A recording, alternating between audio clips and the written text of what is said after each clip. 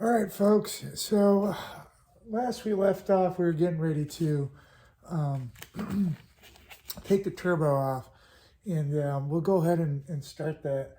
Really, with the engine out of the car, the turbo shouldn't really be too difficult to take off, considering this one was just off the engine not too long ago.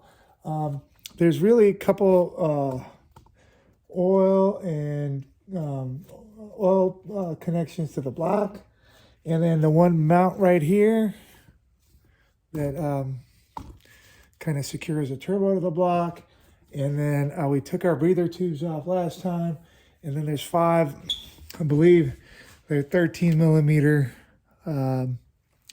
fasteners that connect the exhaust manifold to the turbo. So let's see how that works out for us, and hopefully we can get it off without a whole lot of drama. And yeah, I don't believe we have to mess with the engine mount right here. So let's see if we can get that off. Let's start with this oil line to the oil pan. And those are 6 millimeter hex. Oh, no. No. Are they 6 millimeter? No. They're 4, I think. Let's see if we can find it. 4. Might be a 5. Which is 5. And they are, in fact, 5 millimeter hexes. So there is a gasket behind there. Oh, and there it goes. I do believe that gasket can be reused, but if not, they're very, very cheap. We'll set that aside. That's what the gasket looks like. Let's go ahead and put that on our conga line for now. All right, and then after that, so we got that loose. There is a, I believe, 8 millimeter hex coolant or oil line. Not sure if it's coolant or oil, but either way, out it comes. Mind you, some of these lines have washers or crush washers, and so ensure not to lose those. I'll go ahead and put this right back into the block where I got it from, and we'll keep track of it later when we strip the block down. Then on top right here, right where my finger's pointing,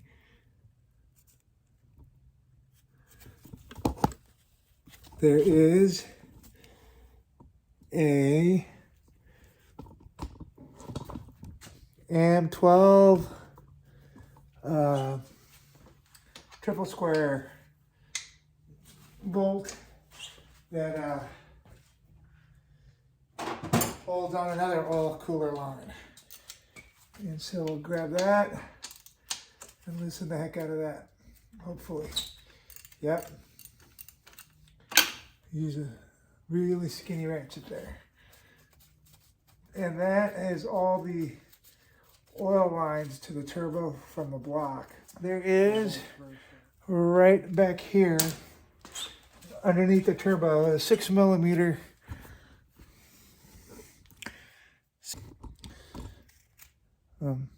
might as well just take off these two, I believe they're M8 hex bolts. And that will hopefully allow us to loosen the turbo from the block. Let's see if we can get there. That's one. Nice.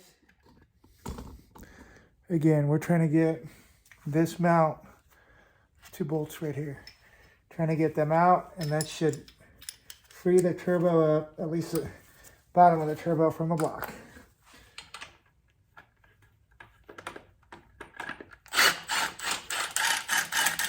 Okay, there it is. That This is what I was talking about. So this goes on the block, and then the turbo bolts onto here. So right here, I believe they're 13s. So let's see how that works. Okay. Now again, if you were doing this in the car, it'd be a lot tighter, but the steps will be the same as far as taking the fasteners off. When I put these nuts on originally about a couple weeks, a few months ago, I put some anti-seize on there. So right now we're seeing hopefully the results of that anti-seize. Oh, you see that? See the turbo kind of start coming down. So it should not be connected to the block in any way. And if we're lucky, we should just be able to sort of lift and separate. But clearly, we're having an issue here. One thing we could do is remove the exhaust studs, and that should allow us to get the turbo out. Now again, these are freshly installed, so I'm not worried about removing the studs. But if this was an old crusty engine, I'd be really, really careful about removing the studs, or at least hit them with a massive helping of penetrating oil. But before I go to that length, I'm gonna try to get it out again, because it's what they call a wedge fit, and you should be able to get it out. I think it's out on the front right here. Yeah, definitely out on the front. There it is. Oh, goodness gracious. All right. So there is a turbo. Pipe off, coolant flange that goes to the back of the head. We'll kind of remove this as an assembly, so it'll make it probably a little bit easier to eventually take the intake off. Again, this isn't super complex work, but just for the purpose of documenting the video, I'm going to go ahead and documenting the process. I'm going to go ahead and show what we're doing. There's a little fuel line that is fastened to the coolant pipe with this M5 triple square bolt. We're going to take that off, and then the coolant pipe is also fastened to the intake by this, I think it's a T30, and we'll take that off as well. And that should allow us to then unbolt the coolant flange from the head, and then undo this clip for the pipe, or for the hose, and take it all off. So for hose clamps, I have these Astro pneumatic tools. I really like them. If you could get a bite on the hose clamp, all you got to do is kind of squeeze down, and it automatically locks and allows you to manipulate the clamp. And in this case, we're gonna pull it up, and that'll release there. And we'll use a screwdriver here to get in here and work this guy up and hopefully out. And luckily, these hoses were installed not too long ago and haven't really had a chance to get super tight. So it should come off relatively easy. Although today is a really cold day, and I don't want to mess with the hose too much, but I don't think I damaged it, so we're good there. All right, this T30 bolt that I'll take off and then put right back on, because I don't want to lose it.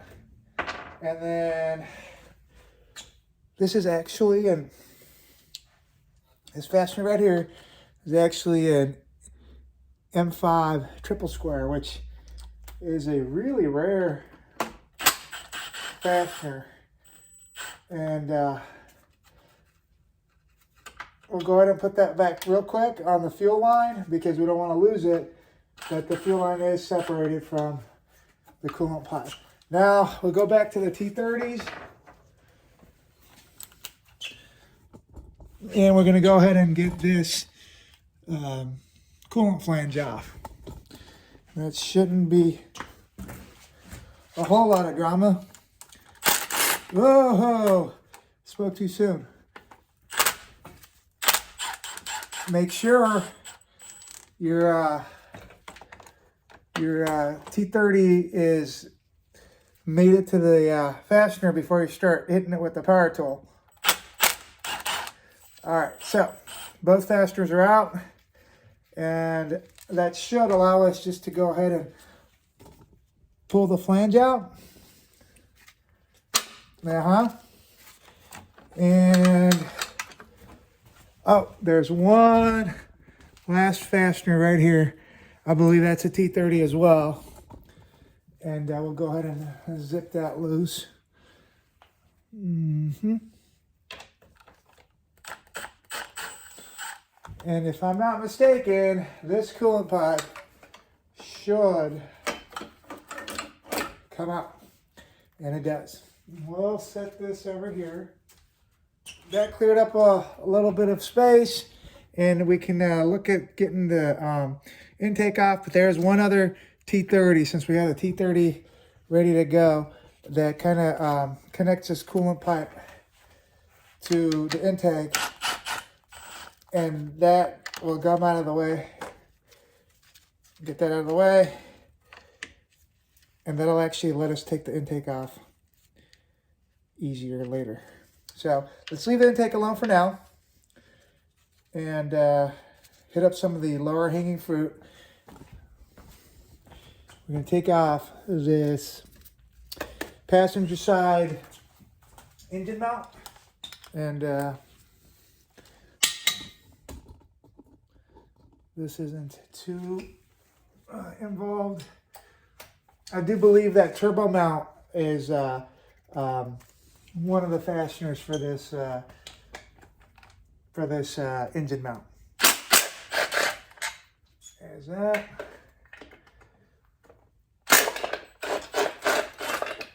There's that. Only thing of real note on here is make sure you don't damage your ground strap. This will later connect to the body of the car. We'll go ahead, since we have the fasteners ready, we'll take off the 4 fasteners on the driver's side one as well. Same M8. I don't know if you can see in there, but this isn't super involved. Basically, there's 4. The only caution I would say is make sure you're not stripping them, because that one in there would be a heck of a time to get out if you stripped it. All right. And these all look to be the same size, so no real reason to keep track of anything as far as where the bolts go. Okay. Once we get the intake out, we'll be able to go ahead and get the timing belt off, the cam sprocket off, and then pull the head off. The intake is really held on by, I think that's eight bolts. There's 1, 2, 3, 4, 5. They're T30s, I want to say. 6, 7, 8, 9. Is that 9? 1, 2, 3, 4, 5, 6, 7, 8, 9. So it looks like 7 T30s and 2 10mm fasteners. But before we do that, we got to separate the dipstick. All right, so being super lazy, I've decided the right way to do this is to take the T30 off of the dipstick mount, remove the dipstick, And that should give us access to what I believe is the M8 or M10 triple square that holds this mount on. Get the fasteners out for the intake and see if it does work. All right, so there's two 10mm nuts right here.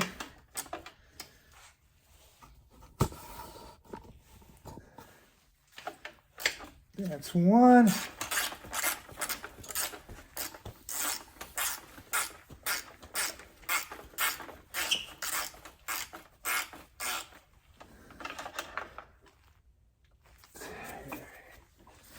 And second one is right here.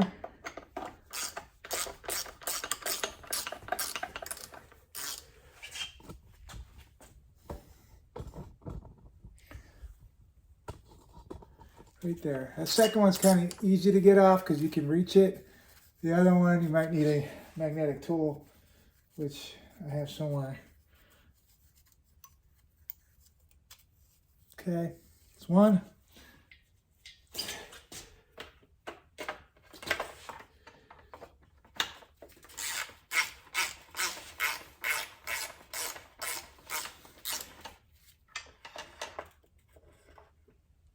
And this one came out on my socket, so that's good.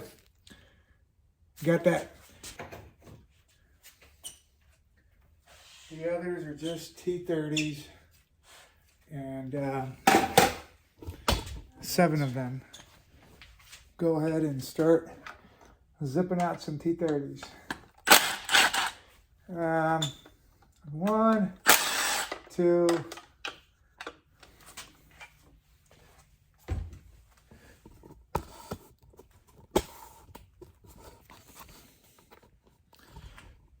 okay.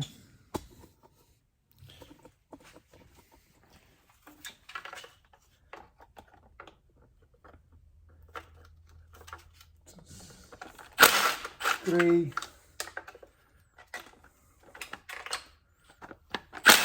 4. Don't worry, we'll get those in a minute. They're not going anywhere. Okay, so we got 4 up top, and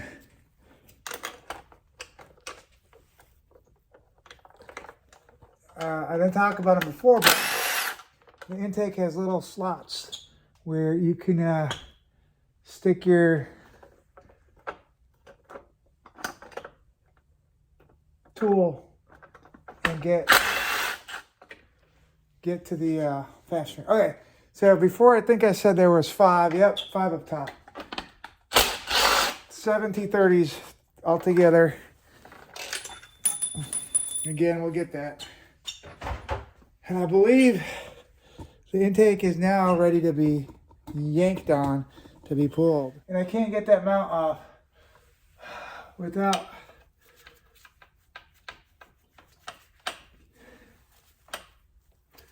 getting the dipstick filler tube out of the way.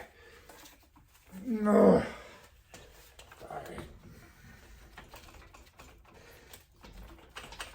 All right, there it is. So, cold day, lots of like old crusty plastic, and this guy was getting in the way. Now, that's so freaking hard. Well, if this strips, we're going to be in a shit state.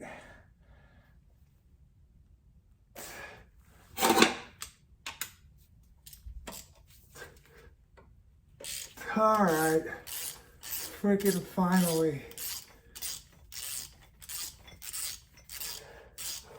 All right.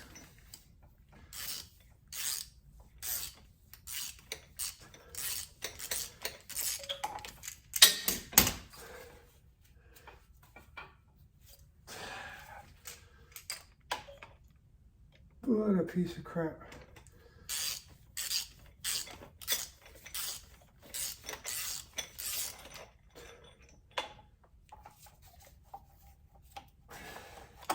All right, so you guys will see what I was talking about here.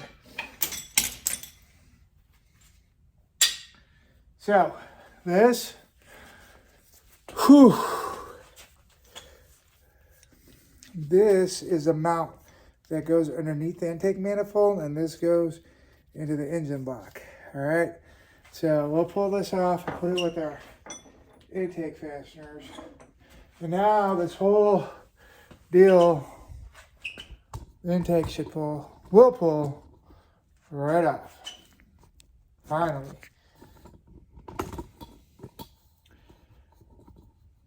No, let's put you over here.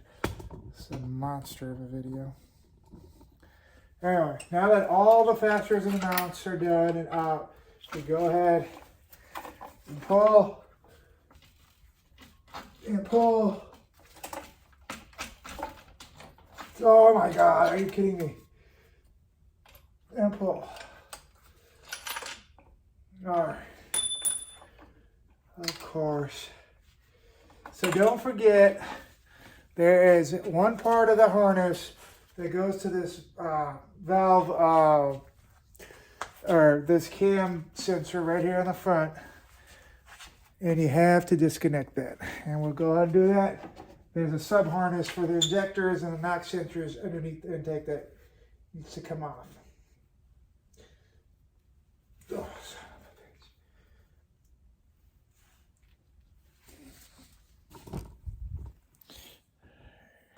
a bitch. Talking about this guy right here. We'll push up with our finger, pull down. Oh, son of a bitch.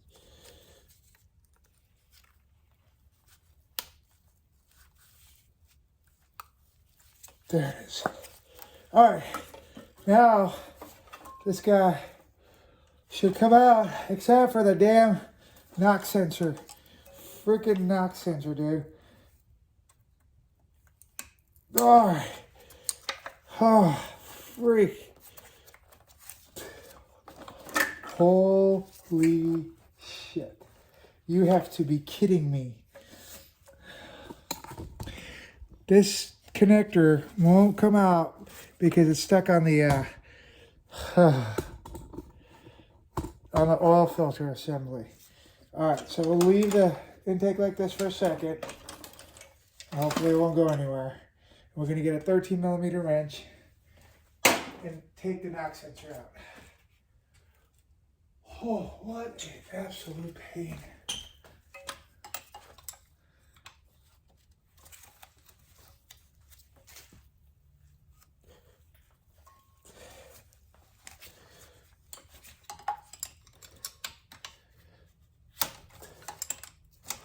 All right, I guess we don't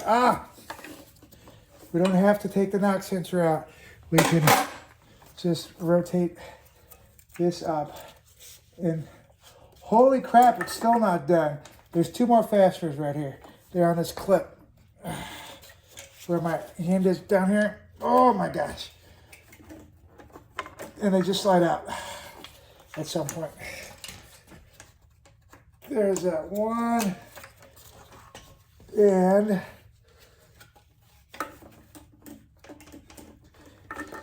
here's the second one. Oh, for fuck's sake. There it is. Holy crap. Oh my God. All right. That's our prize. I'll put this away for now. Now I see why it's important to have these little nipples on those valve air dividers or whatever you want to call them.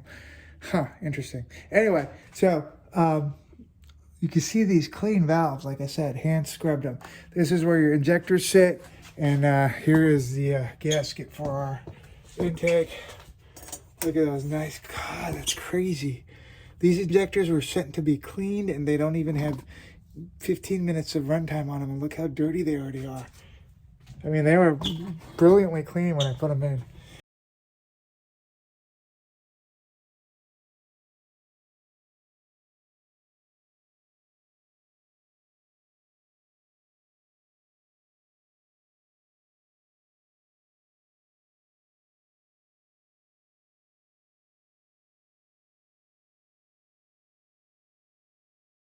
we can leave these guys in there for now.